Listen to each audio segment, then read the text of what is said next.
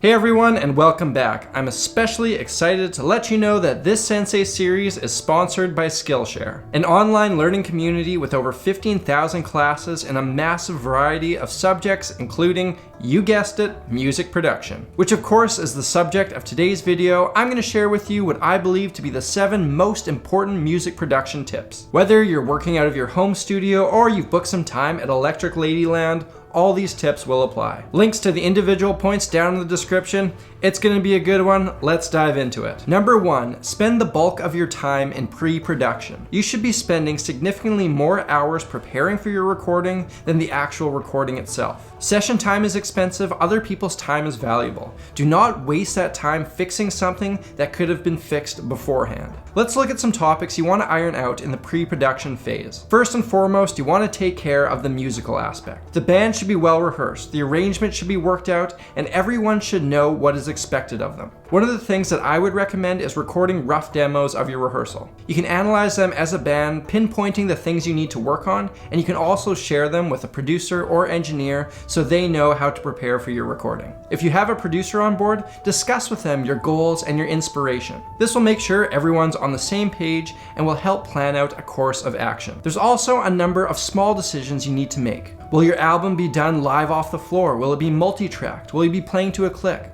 All these decisions will influence how you prepare. Scheduling should also be done in this pre-production phase. Write up a plan budgeting time for each part of the recording process. I've found we often underestimate the time that goes into tracking, so plan on delays and set aside some extra time for creative noodling. Everything will feel better if nobody is stressed out about the clock. Now, even if it's not quite the same, the idea of pre-production still applies if you're working out of your home studio. I'll try to have as clear of a vision as possible when I go to press record. That way I won't find myself recording track after track only to realize I want to go in a different direction and have to redo everything. The more organized and prepared you are, the more fun you're gonna have, and fun often leads to good music. Number 2, understand the tools. Whether you be a producer of your own music, a session musician, a sound engineer, whatever, the more knowledge you have of the tools around you, the less of a barrier there is between your musical vision and the end product. Knowledge in music is power. Understanding how your software works,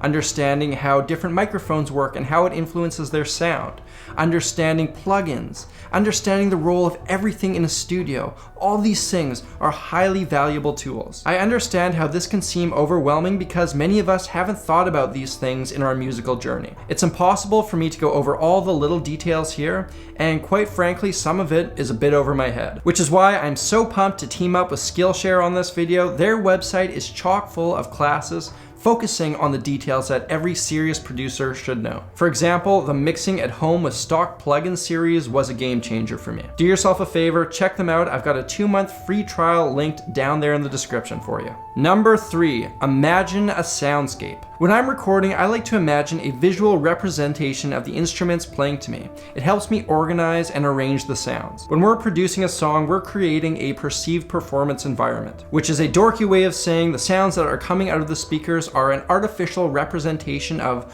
what traditionally musicians would be playing at us. And even if you're using sounds that can never be played by a physical instrument, this concept will still apply. I'll find myself asking, what kind of feeling am I going for in this recording? If it's a sense of intimacy, then I'll use less reverb and maybe try to make it sound like I'm in a small room with the band, the singer right in front of my face. If I have 2 instruments fulfilling the same role, say it's a guitar and a piano both playing arpeggiated chords, maybe I'll put the guitar close and to the left of me and the piano will be way back in the distance, creating a sense of space. And I might put the bass guitar up front and in the middle because its role is to anchor down the song. One of my favorite examples of this is Katy Perry's Teenage Dream. Yes, you heard me right, the production is brilliant. Bring on those snarky comments. See, the first bit of the song has a very narrow stereo soundstage. There's no instruments, hard left or hard right. The first chorus hits you with a ton of bricks. There are suddenly sounds across the entire spectrum, and we all feel like we're living that teenage dream. Number 4, focus on the arrangement. We can spend all the time in the world getting guitar sounds and the like, but if the arrangement isn't happening, it's all in vain. The best recordings, in my opinion, are masterfully arranged. The parts are written beautifully, not just thrown on top top of each other for the sake of adding more instruments. Every note we play should be placed with care, it should be there for a reason, and above all, it should support the song. This is a craft that can be practiced and honed,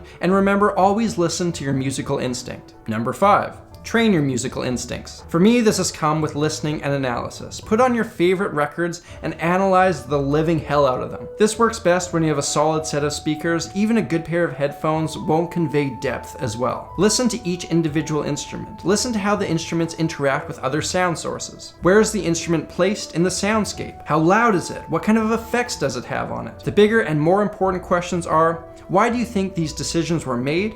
And how does it make you feel? The more you study and think about this stuff, the more you can pick out the elements you like or dislike. You can then add those things to your music or make sure you avoid them. Number 6, seek feedback from an outside ear. When we're making music, we are way too in our own heads to be thinking objectively. Let me tell you a personal anecdote. I was once recording a guitar solo for a project and I really wanted to nail it. So I ended up recording about 30 takes of me playing the same solo over and over again. Each one I felt was better than the last. I had somehow messed up the file names, and when I went back, I had no idea which was the final one I recorded. So I started listening to all of them. Now keep in mind, when I was recording, no take sounded good enough until I finally did the last recording. Listening back, they all sounded absolutely identical. If I had had an outside ear, I wouldn't have wasted hours on this. I could have spent my time improving the recording in another way. This outside ear doesn't necessarily have to be a musician. In fact, some of the best feedback I've got is from non-musicians. After all, the untrained ear is going to make up the majority of people who listen to your songs. Our 7th and final tip is remove creative distractions. These come in a number of different forms, but basically we want to remove the things that get in the way of our creativity. The general atmosphere of a workspace is important. You should want to spend time in there. It should feel comfortable. Organization goes a long way. I like to keep my little dojo here clean and ready to go. I've got my guitar amp constantly mic'd up. That way, if I get that creative spark, nothing can stand in my way. Another example of this is your software. The quicker and better you are at it, the more time you can spend making music. Learning the shortcuts and inner workings of Cubase, Pro Tools, Logic,